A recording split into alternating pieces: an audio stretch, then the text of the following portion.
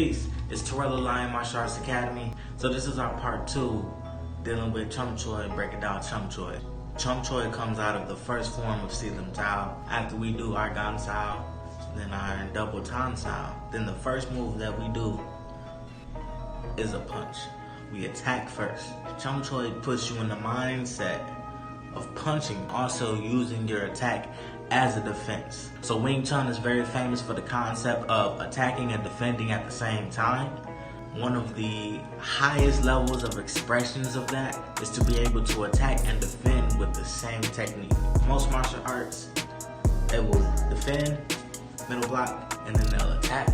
We don't block and then punch, but we'll block and punch. That way we're blocking and defending at the same time by using two limbs. To go up even a higher level than that is to be able to block and defend using just one arm. Move straight forward, punch, or move off to the side and punch at an angle.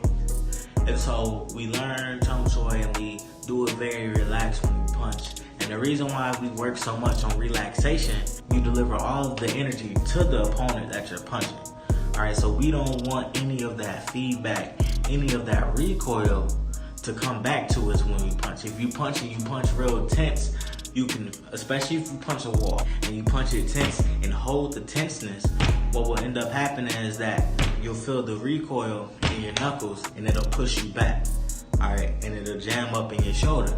So in order to combat that, we get into our Silam Tao Ma or our triangle stance, and we work on punching very relaxed.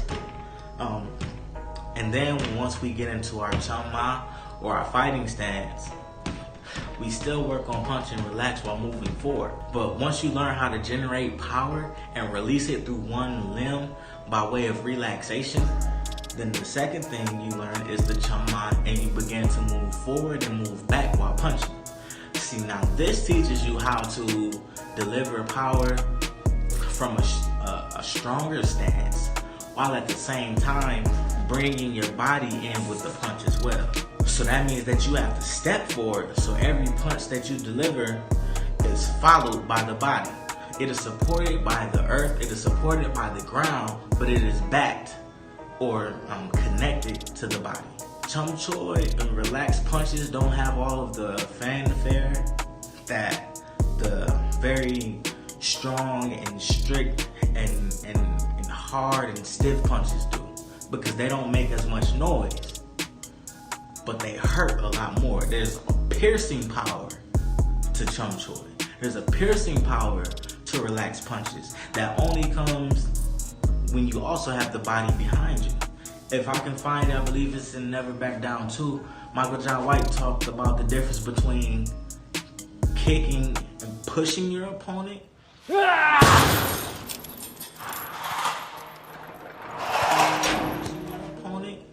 And kicking and hurting your opponent.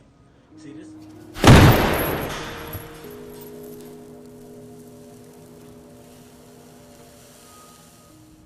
To break it down, like, Chum Choy is a very great tool. You really need Chum Choy. You really need to work it because that's your jab.